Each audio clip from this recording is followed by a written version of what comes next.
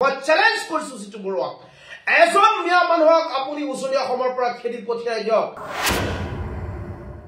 যদি মই মুখ খুলু কম এই সকল ব্যক্তি 3 বছৰৰ কাৰণে কিন্তু আপোনাৰ নিউজৰ ফ্ৰণ্টত তেওঁলোক নাহে মই সিধাকে কৈ দিছো মই সিটো বৰুৱাক কৈছো মিয়াৰ কি নাই সেই কথাটো আপুনি উপলব্ধ কৰক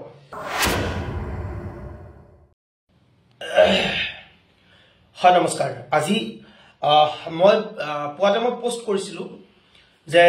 সিটুপৰৰ প্ৰতিটো কথাৰ প্ৰতি উত্তৰ মই দিম আৰু গতিকে মই তেখেতৰ কিছু মন্তব্য মই নোট কৰিছো কৰি পেলাই কি মন্তব্য কৰিছিল সেই মন্তব্যবোৰৰ মই প্ৰতি উত্তৰ দিবলৈ মই সাজু হৈছো আসলতে সিটুপৰে কৈছিলে যে মিয়া কেতিয়াৰ পৰা খিলঞ্জিয়া হ'ল গতিকে মই আপোনালোকক কওঁ যে এইটো সিটুপৰে প্ৰশ্ন কৰা মানে মূৰ্খামি কৰা মিয়া কিন্তু আপোনালোকক কৈছো যি সময়ৰ পৰা অসম হৈছিল সেই সময়ৰ পৰা কিন্তু অসমত মিয়া খিলঞ্জিয়া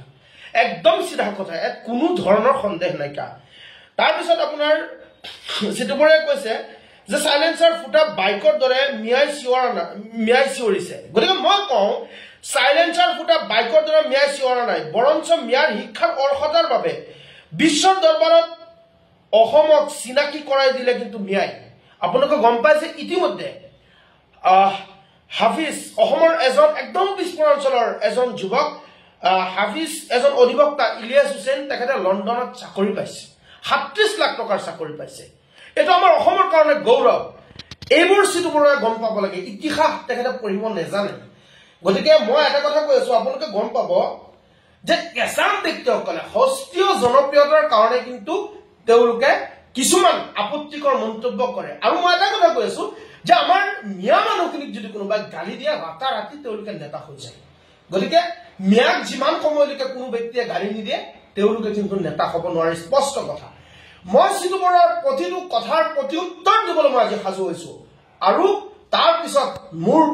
কিছু প্ৰশ্নৰ প্ৰতি উত্তৰ যদি সাহস থাকে সিটুপৰে দিব আৰু সিটুপৰৰ কিছুমান প্ৰশ্ন এখিনি কম আপোনালোকে শুনিব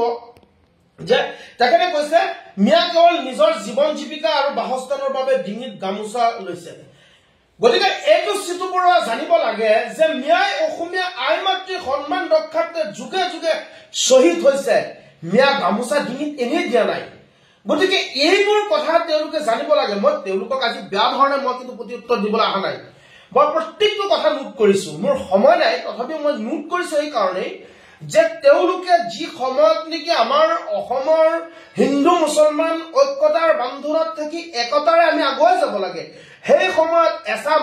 উজনি অসমৰ কিছু ধুৰন্ধৰ চান্দা সংগ্ৰহ কৰা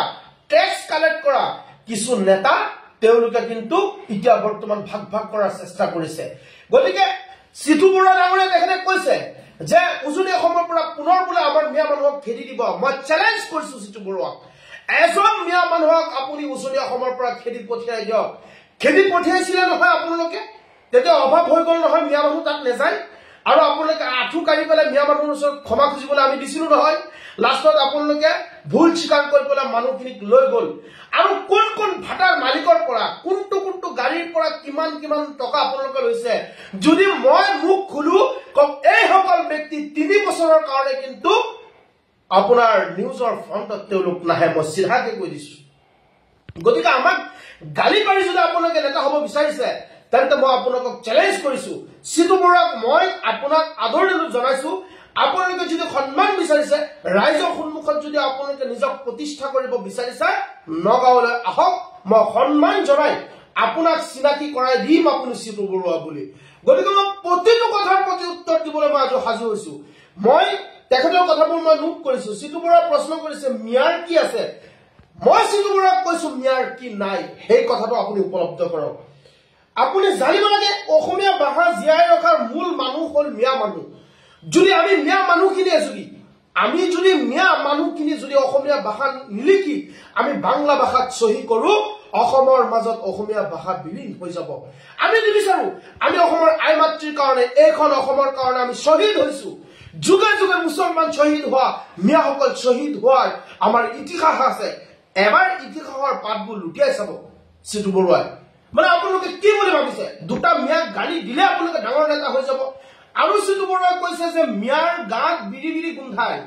বিড়ি খোৱা মানুহে হ'ল মিয়া সিতু বৰুৱা মই আপোনাক কৈছো বিড়ি খোৱা মানুহ মিয়া নহয় মিয়া বৰ্তমান ডক্টৰ ইঞ্জিনিয়াৰ অধিবক্তা হৈ পেলাই লণ্ডনত চাকৰি কৰা হ'ল আৰু আপোনালোকে যিসকল নেকি নেতৃত্ব বহন কৰিছে আপোনালোকে হিন্দু সমাজৰ যিসকলে চান্দাবাজি ধান্দাবাজি নেতাসকলে হিন্দু সমাজৰ নেতৃত্ব বহন কৰিছে এইসকলে কওক আপোনালোকে হিন্দু সনাতনী সমাজৰ কাৰণে অসমীয়া ৰাইজৰ কাৰণে অসমীয়া নিবনুৱা যুৱক যুৱতীৰ কাৰণে আপোনালোকে কি কৰিছে আপোনালোকে ভাল এখন স্কুল কৰবাত গৈ পেলাই তাত আপোনালোকে প্ৰতিনিধিত্ব কৰিব পৰা নাই এটি সংগঠন কৰি পেলাই পেটৰ কাৰণত যদি সংগঠন কৰি পেলাই আপুনি পেট চলাব খোজে এইসকল ব্যক্তিৰ দ্বাৰা এনে মন্তব্য হ'ব মই আৰু কেইটা প্ৰশ্নৰ মই উত্তৰ আপোনাক দিম মই কৈছো যে আসলতে কি জানে মানে কিছুমান শব্দ ভাষা তেওঁলোকক ক'ব নোৱাৰি মিয়াৰ যেতিয়া নেকি উন্নতি দেখা পায় এইসকল ব্যক্তি মিয়াৰ উন্নতি দেখিলে তেওঁলোকৰ কিন্তু গা জ্বলে গতিকে মই তেওঁলোকক প্ৰশ্ন কৰো যে মিয়াৰ জনগোষ্ঠীৰ কথা যদি আমি কওঁ তেনেহ'লে আপোনালোকৰ গা কিয় জ্বলে আমাক গালি দিব মিয়া আমি মানুহখিনি যেতিয়া গামোচা ডিঙিত লৈ পেলাই আমি আত্মসন্মান জনাম গামোচাক শ্ৰদ্ধা ভক্তি কৰিম হীৰাদিত্যৰ দৰে এজন ব্যক্তি গামোচাক দুচাও কৰি বাংলা গামোচাৰ লগত এটাচ কৰি পেলাই ইয়াত কৰি পেলাই যেতিয়া কোনোবা এজন মন্ত্ৰীৰ গাত ওলমাই দিছিল তেতিয়া আপোনালোকৰ জাতীয় চেতনা ক'ত আছিল আজি মুছলমান মানুহে হৰি মানে মূৰৰ ঘাম ভৰি পেলাই যেতিয়া কাম কৰে অসমীয়া আই মাতৃক সন্মান জনায় অসমীয়া স্বাভিমান গামোচাখনক মূৰত বান্ধি শ্ৰদ্ধা কৰি গোটেই দিন কষ্ট কৰি পেলাই আপোনালোকক পৰিশ্ৰমৰ বিনিময় তেওঁলোকে কৰা কষ্টৰ বিনিময় প্ৰদান কৰে অসমীয়া কিন্তু সিতু বৰুৱা আপোনালোকে নিউজৰ ফ্ৰণ্টত আহি পেলাই ডাঙৰ ডাঙৰ ভাষ্য মন্তব্য দিলে কিন্তু কোনোদিন কোনোবাই ডাঙৰ হৈ নাযায় গতিকে মই আপোনালোকক কম এটা কথা যেনে ধৰণে আপোনালোকে আমাৰ ওপৰত অন্যায় অত্যাচাৰ কৰিছে কৈ আছে যে কিছুদিন পূৰ্বে আপোনালোকে যেনে ধৰণে উজনি অসমৰ পৰা মিয়াৰ যিসকলে ভাড়া থাকিছিল সেইসকল ব্যক্তিৰ ৰুমে ৰুমে সোমাই পেলাই বনিয়া মানুহ কাম কৰা মানুহৰ ওপৰত অন্যায় অত্যাচাৰ কৰিছিল আৰু সেইসকল মিয়া যেতিয়া উভতি আহি গৈছিল তেওঁলোকক আকৌ আপোনালোকে হাতে ভৰিৰে ধৰি পেলাই লৈ গৈছে গতিকে কম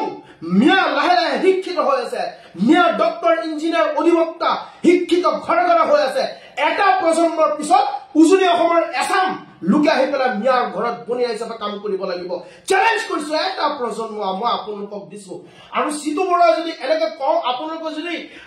অসমীয়া হিন্দু সনাতনী সমাজৰ মাজত যদি এওঁলোকক যদি আপোনালোকে গাৰ্জেন বনাই দিয়ে মনত ৰাখিব অসমীয়া সংস্কৃতি আৰু অসমীয়া কলা কৃষ্টি ধ্বংস হ'বলৈ বেছি দিন নালাগে মই চেলেঞ্জ জনালো মই চেলেঞ্জ কৰিছো সিতু বৰুৱাক আমি অসমীয়া জাতিৰ মাজত আমি বেলেগ একো নিবিচাৰো আমি মিয়া স্ব জনগোষ্ঠী বিচাৰিছো আমি বৃহত্তৰ অসমীয়া জাতিৰ এটা অংগ আমাক কোনো অসমীয়া জাতিৰ পৰা আঁতৰাই নিব নোৱাৰে আমি অসমৰ আমি বাসিন্দা অসমৰ আমি বসবাস কৰো অসমৰ মাজত আৰু ইয়াৰ মাজত আমাৰ মিয়া স্ব জনগোষ্ঠী লাগিব ইয়াত কোনো ধৰণৰ সন্দেহ নাই যদি আমাক মিয়া স্ব জনগোষ্ঠী চৰকাৰে নিদিয়ে 6 জনগোষ্ঠীৰ লগত মিয়া জনগোষ্ঠী এক কৰিব লাগিব আৰু আমাৰ আত্মসন্মানৰ কাৰণে যদি আমাৰ জীৱন দি হলেও যদি আমি আন্দোলন কৰিব লাগে আমি মিয়া জনগোষ্ঠীৰ কাৰণে আমি আন্দোলন কৰিম কাৰণ আমি এই শব্দৰ দ্বাৰা আৰু অপমানিত হ'ব নিবিচাৰো আমি আগৰ দিনত গামোচা লৈ পেলাই জয় অসমক চিঞৰিছিলো আমি কৈছিলো আমি মিয়া জনগোষ্ঠীৰ মানুহ আমি অসমীয়া বৃহত্তৰ অসমীয়া জনগোষ্ঠীৰ মানুহ আমি অসমীয়া পৰিচয় দিওঁ তেতিয়া আপোনালোকে উপলব্ধ কৰিছিলে যেতিয়া মিয়া জনগোষ্ঠী বিচাৰিছো তেতিয়া উপলব্ধ কৰিছিলে এতিয়া মিয়া সম্প্ৰদায় আমি এক গোট হৈ আমি সংগ্ৰাম কৰাৰ সময় আমি ৰাজপথ অৱৰোধ কৰি পেলাই আমাৰ প্ৰাপ্য অধিকাৰ আত্মসন্মান ঘূৰাই পোৱাৰ কাৰণে আত্মসন্মান আমি জীয়াই থকাৰ কাৰণে আমি আমাৰ অধিকাৰ বিচাৰি আমি আন্দোলন কৰিম ইয়াত সিতু বৰুৱা আৰু কিছুমান লেটুচঙা নেতাই আমাক কেতিয়াও আমাক প্ৰতিৰোধ কৰিব নোৱাৰে আমাৰ আন্দোলন অব্যাহত থাকিব যদি ইয়াৰ পিছত আৰু কোনো প্ৰতিউত্তৰ দিয়ে তালৈ মই প্ৰতিউত্তৰ দিবলৈ মই সাজু হৈ থাকিম কিন্তু আমি আমাৰ জনগোষ্ঠী মিয়া জনগোষ্ঠী যদি খোজাৰ কাৰণে কোনোবাই উপলব্ধ মন্তব্য কৰে মনত ৰাখিব এজন মিয়া মানুহ যদি উজনি অসমৰ পৰা খেদি পঠিয়াই তেতিয়া আমি মধ্য অসম বা নামনি অসমৰ পৰা নহয় আমি উজনি অসমত প্ৰতিজন মিয়া গৈ তাত প্ৰতিউত্তৰ আপোনালোকক দিম